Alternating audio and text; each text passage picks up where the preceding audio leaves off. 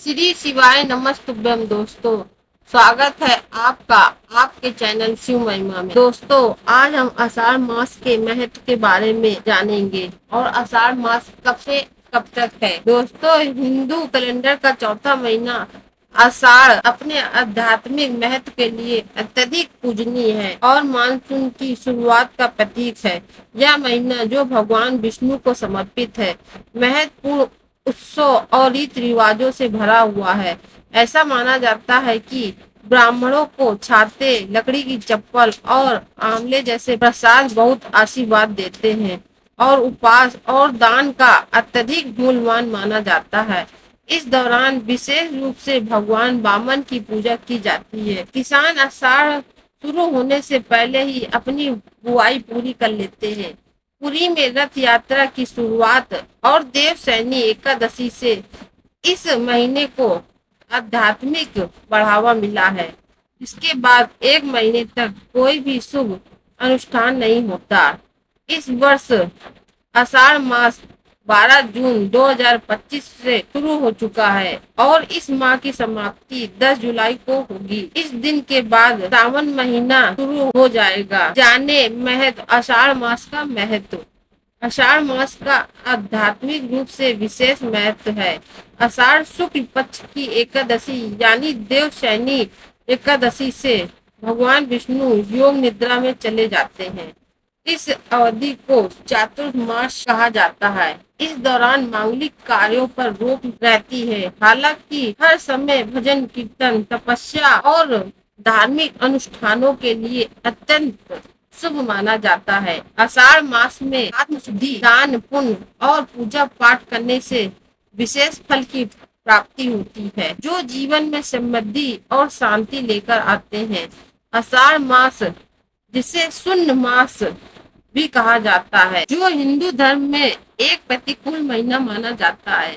लोग इस दौरान कोई भी महत्वपूर्ण शुभ कार्य करने से बचते हैं। गृह प्रवेश समारोह या विवाह, जिसका अनुवाद शून्य है, भौतिक उत्सव को रोकने और आत्मनिरीक्षण की ओर अंदर जाने को दर्शाता है। इस दौरान सादगी, आत्मनियंत्रण और आंतरिक भक्ति पर जोर दिया जाता है।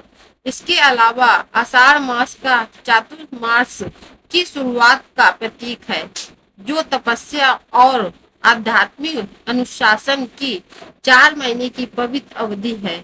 हरि शयनी व देवशयनी एकादशी एक जब ऐसा माना जाता है कि भगवान विष्णु योग निद्रा नामक दिव्य निद्रा में प्रवेश करते हैं, तो यह सबसे महत्वपूर्ण दिनों में से एक है। भगत इस दिन दत्त मुद्रा धारण कर नामक एक अनोखे समारोह में भाग लेते हैं, जिसके शरीर पर दिव्य प्रतीकों को अंकित करने के लिए गर्भ धातु की मोहरों का उपयोग किया जाता है।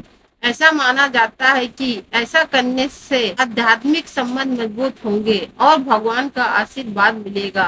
आषाढ़ मास में क्या करना चाहिए और क्या नहीं। नंबर 1, चूंकि माना जाता है कि भगवान विष्णु आषाढ़ के दौरान दिव्य निद्रा में चले जाते हैं, इसलिए अगले 4 महीनों के लिए शादी और महत्वपूर्ण समारोह से दूर रहने की सलाह दी जाती है। आंतरिक शांति के लिए दैनिक पूजा और विष्णु मंत्रों का जाप जैसी आध्यात्मिक गतिविधियों पर अधिक महत्व दिया जाता है। जैसे जैसे मानसून का मौसम आता है, इस बात को ध्यान रखते हैं कि आप कितना पानी उपयोग करते हैं और जहाँ भी संभव हो सके इसे संरक्षित करने का प्रयास करें। इस उमस भरी संवेदनशील अवधि के दौरान पानी की बर्बादी से बचें और बासी भोजन से परहेज करके अपने स्वास्थ्य का ख्याल रखें, जो जल्दी ही बीमारी का कारण बन सकता है। नंबर 2, आषाढ़ में दान और पवित्र नदियों में स्नान का विशेष महत्व है। आध्यात्मिक योग्यता के लिए पानी पीते समय भगवान सूर्य की पूजा करें और एकादशी, अमावस या पूर्णिमा पर घड़ा, छाता या नमक जैसी तामसिक खाद्य पदार्थों से दूर रहें। इस महीने भगवान हनुमान,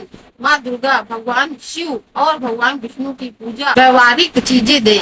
इस महीने पत्तेदार सब्जी खाने से बचें, क्योंकि इनमें दूषित पदार्थ या कीड़े होने की संभावना अधिक होती है।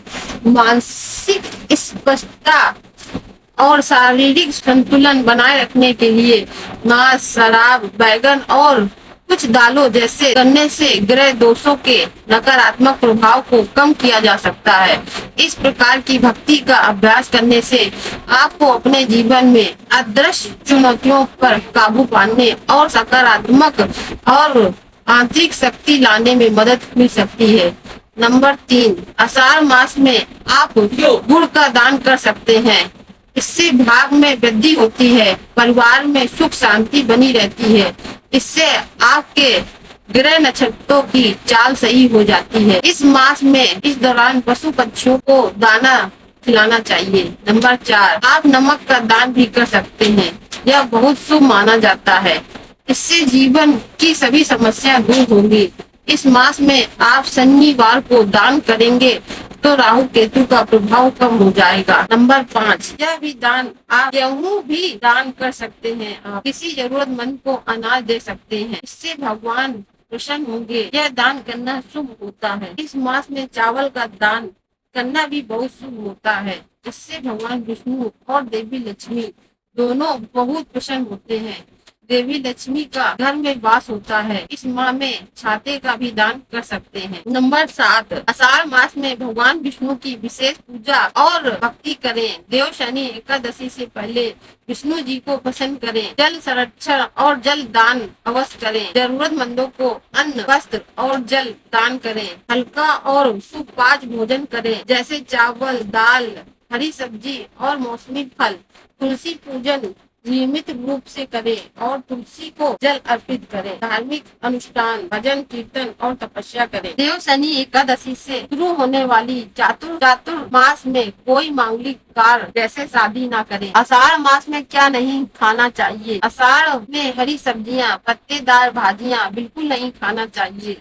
इस मास जहाँ तक हो सके तेल वाली चीजें कम खाना चाहिए। इस मास बिल्कुल भी बेल नहीं खाना चाहिए। आषाढ़ में मांस मछली का सेवन नहीं करना चाहिए। इन दिनों शराब, मदिरा और अन्य नशीले पदार्थों से दूर रहना चाहिए। नंबर 8, इस मास में आषाढ़ मास के पहले दिन खड़ाऊ, छाता, नमक तथा आंवले का दान किसी ब्राह्मण को किया जाता है। पहले दिन नहीं कर पाए तो अन्य विशेष दिनों में दान कर सकते हैं। नंबर 9, आषाढ़ मास के विशेष दिनों में व्रत करने का बहुत ही महत्व होता है, क्योंकि आषाढ़ मास में देव सो जाते हैं। इसी माह में गुप्त नवरात्रि के व्रत प्रारंभ होते हैं और इसी माह में चातुर्मास की मास भी प्रारंभ होता है। इस मास में योगिनी एकादशी और देव शनि एकादशी का प्रमुख व्रत होता है। नंबर 10, आषाढ़ मास में हर रोज ब्रह्म मुहूर्त में उठकर तुलसी पूजा करें और मंत्र व जप का ध्यान करें। ओम नमो भगवते वासुदेवाय,